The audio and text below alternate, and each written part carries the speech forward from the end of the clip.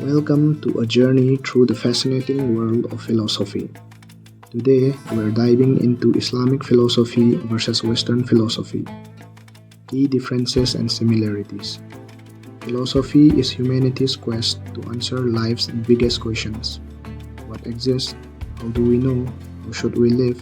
But these questions are answered differently across cultures. In this video, we'll compare Islamic philosophical traditions with Western thinkers like René Descartes and Immanuel Kant, exploring how their ideas converge and diverge. By the end, you will see how these traditions have shaped our world and continue to spark dialogue across civilizations. Let's set the stage with some history. During the Islamic Golden Age, from the 8th to 14th centuries, the Islamic world was a global hub for learning. Scholars in cities like Baghdad and Cordoba translated ancient Greek texts by Aristotle and Plato, preserving and expanding their ideas. This wasn't just preservation, it was transformation. Islamic philosophers built upon Greek thought, blending it with Islamic theology and law.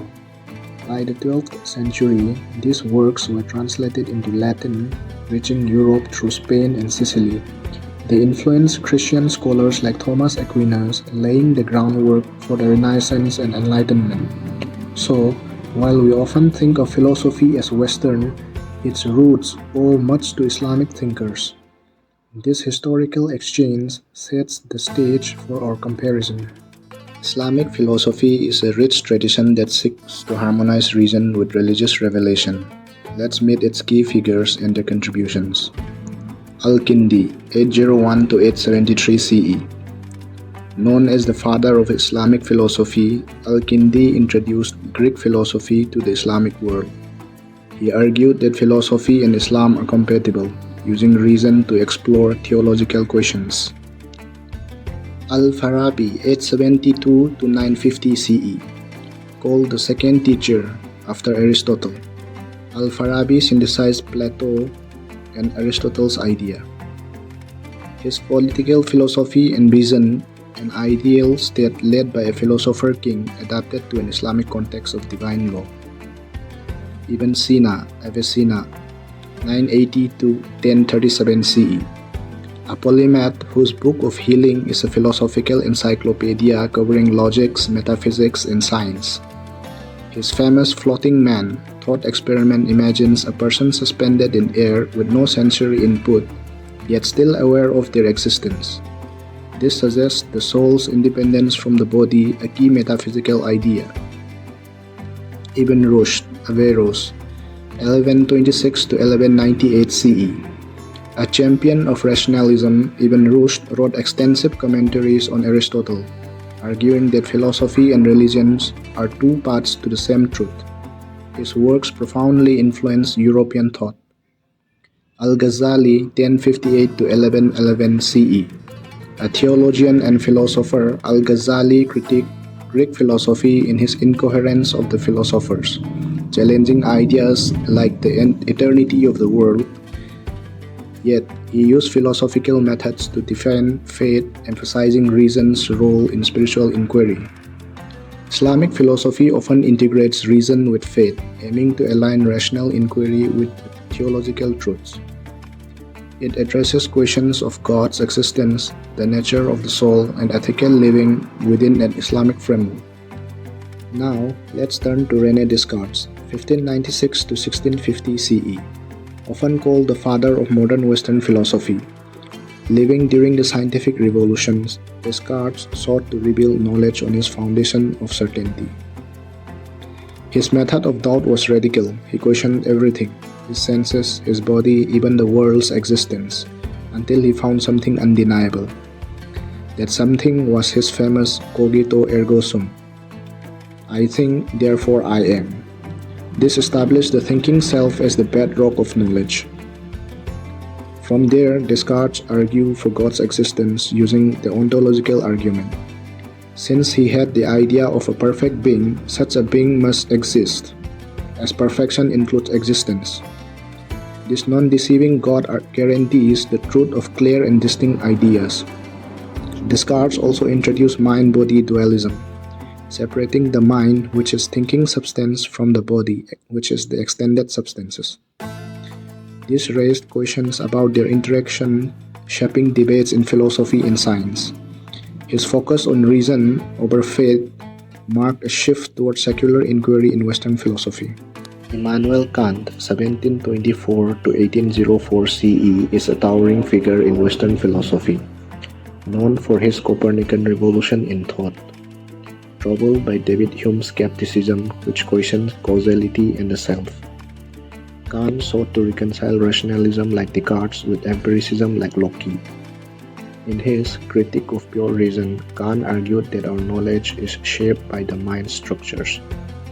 Space and time, he said, are forms of intuition, and categories like causality and substance organize our experiences. We know phenomena things as they appear to us, but not noumena things as they are in themselves. This limits metaphysical knowledge about God, freedom, or the soul. But Kant argued we can believe in them as postulates of morality. In ethics, Kant's categorical imperative demands we act according to universal moral laws, driven by duty, not by personal gain. His philosophy emphasizes human autonomy and reason's limits, marking a secular approach to knowledge and ethics. Let's explore how these traditions compare and influence each other. One striking similarity is the use of doubt. Al-Ghazali, in his Deliverance from Error, used doubt to question philosophical schools, ultimately turning to Sufism for spiritual certainty. Descartes' method of doubt was more systematic, aiming to establish a secular foundation for knowledge, yet both sought certainty through introspection.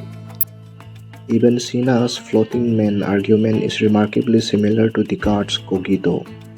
Ibn Sina imagined a person without sensory input, concluding they would still know they exist, proving the soul's independence. Descartes' I think therefore I am similarly established the thinking self-certainty. However, Ibn Sina's goal was theological, while Descartes' was epistemological. On God's existence, Islamic philosophers like Al-Ghazali used cosmological arguments, asserting the world's finite past requires a first cause, that is God. Kant later echoed this in his first Antinomy, debating whether the universe has a beginning, drawing on Islamic arguments against an infinite past. Descartes, however, used the ontological argument, which Kant critiqued, arguing that existence is not predicate. Ibn Rushd, rationalism, emphasizing reason's compatibility with faith, influenced medieval Europe and can be seen as a precursor to Descartes' rationalist approach. However, while Ibn Rushd integrated reason with Islamic theology, Descartes and Kant leaned towards secular frameworks. In metaphysics, Islamic philosophers distinguished between primary and secondary concepts, viewing categories as ontological reflection of external world. Kant, however, saw categories as mind-imposed structure, not derived from reality itself, highlighting a key difference in their approach to knowledge. Ethically, Islamic philosophy often grounds morality in divine command, while Kant's categorical imperative relies on reason alone, emphasizing universal principles over religious doctrine. Now, let's explore some similarities and differences. Both traditions tackle existence, knowledge, and ethics rooted in Greek philosophy. They employ irrational inquiry and logical reasoning. Islamic philosophy influenced Greek thought with ideas like Ibn Sina's metaphysics and Ibn Rushd's rationalism shaping medieval and modern philosophy.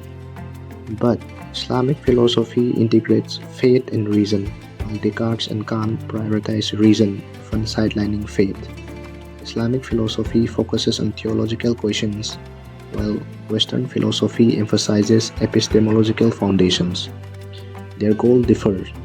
Islamic philosophy supports religious doctrine, while Western philosophy seeks universal truth, although Islamic philosophers also consider their religious doctrine as universal truth.